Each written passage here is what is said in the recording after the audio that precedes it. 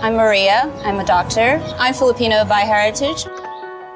I've always wanted to be a doctor after my parents because they're both doctors. Actually, they're an inspiration to me.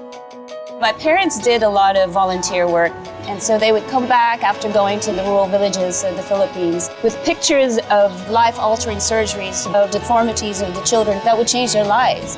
And I remember looking at the photos they would come back with, and I'm like, oh my God, my parents are heroes. I want to be just like that. Doing volunteer work and helping where there is no access to healthcare.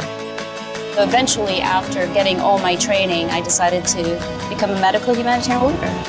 And that was 13 years ago, and I'm still doing it today. First aid is so important because accidents will always happen. And because of this, it's so important to be properly trained and, if possible, to have the right equipment because you can actually ensure better safety for everyone.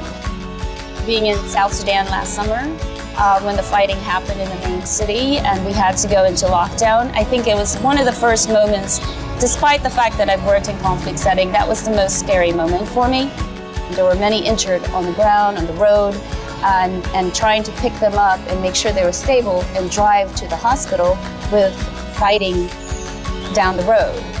Many of the fatalities and deaths that happen in accidents or emergency situations because there's a lack of immediate care. First aid is not just about facilitating recovery, it can actually save lives.